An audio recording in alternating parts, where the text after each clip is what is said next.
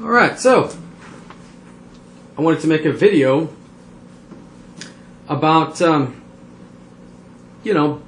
video about getting to know your neighbors, building a sense of community. So, as I said in the other videos, now any one thing will do it. It have to be in steps. But every little step you do, every little step you take, is gonna make sure you're better off at the end, probably. Right? Nothing's for sure, but I would damn well think that if you know the people around you, you're gonna be more likely to be able to work with them if something bad happens. Again, nowadays people don't really know their neighbors. And that's a problem. Back in the day, people knew each other. They pulled together, they stand together and help each other out. Nowadays, you probably don't know your neighbors, or maybe the guy right next to you, or the guy right across the street. But that's probably it. You move so much, and you never know. But let's say you want to take a step in building a community. Well, you could also start a neighborhood watch. Like I said, if you did the other things, let's say you tried to start a community garden, maybe you succeeded, maybe you didn't. If you did, you're better off, of course. Let's say that, like I suggested, you try to throw barbecues here and there and get to know the neighbors.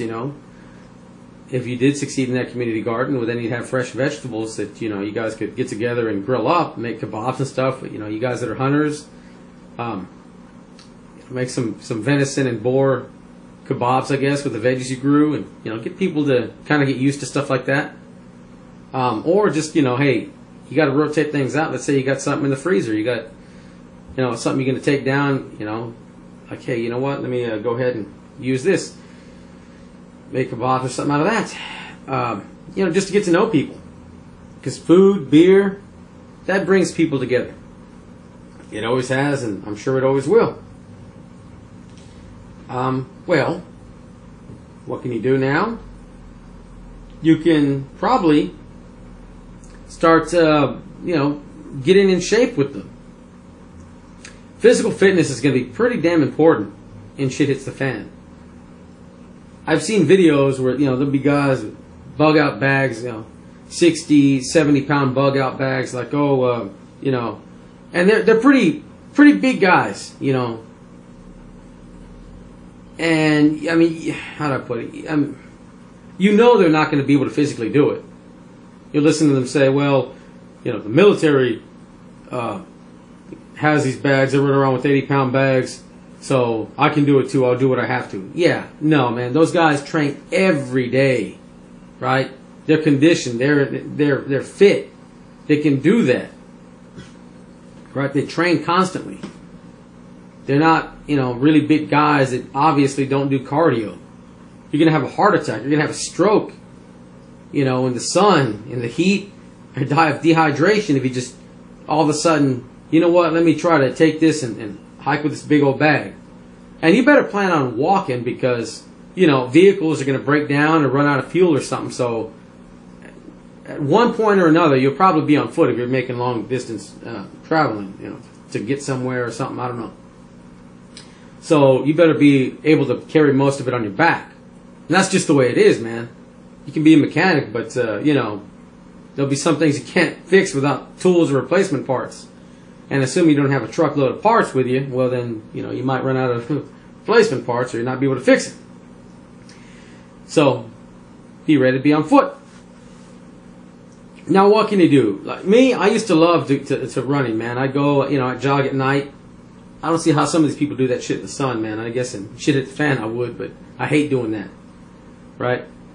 But I used to love to jog. And me and some of the neighbors around, we'd get together. There was a park not too far from here, and we'd get together and and push each other. I mean, that's the way it works out. It's actually better as a team. Competition can be a good thing when you push each other, right? And you keep pace with each other. you'd see the same people, you know, out running, and, you know, after a while, you know, you talk to them, hey, this and that, you know, passing by, and then after a while, you know, you see the same people, hey, you know, you guys feel like running to keep pace. I don't have it in me tonight. And, you know, something like that. Oh, that's a great way to meet chicas, too. I mean, you know, obviously it's not dark, but, you know, in the evening or something. But physical fitness is a big one, man. And that's another way to get to know people, right? That's always fun. I used to run quite a bit. And, yeah, you get to know people like that. It's fun, and, of course, you get in shape, which is going to be very important. And that's what you can do, right? You can put something on the, put a sign, a telephone pole, you know. Put a group together to go jogging or something like that around the neighborhood, you know. For ladies, it'd probably be safe. I mean, it's going to be safer if you're going to run in the evening or, you know, when it gets dark, running in groups. Of course, you know, those of you, let's say there's some ladies out there, well, of course, maybe one of you are going to have a husband or a boyfriend or something's going to want to run with you. You know, that it can start up like that, and you guys get together, you know, get to know people around you, run around the neighborhood or park that's pretty close by. Another way, getting to know people ahead of time, you know, you can chit-chat, learn people's political views, learn their beliefs on stuff. You'll know who you want to associate with later and who you wouldn't, right? And that'd be something to think about. Anyway, you know, like I said, none of these one things alone will do it. In steps, like I said before, you know, you go up a flight of stairs, man, one step at a time, and then before you know it, you're all the way at the top. And if something goes down, the better you know the people around you, the better off you're going to be. But at the same time, man, don't tell them everything you do. Loose lips, sink ships. When you got like less than 2% of the population as preppers, odds are they're not. But you never know. You could maybe talk them into, you know, putting a little bit aside just in case or something like that when there's some disaster, you know. Yeah, I bought this big old bag of rice after this happened, you know, or something like that. Just, you ain't gotta, they don't have to know you have tons of it, but you can recommend stuff like that. Something to think about. Anyway, y'all have a good one. Hope this helps.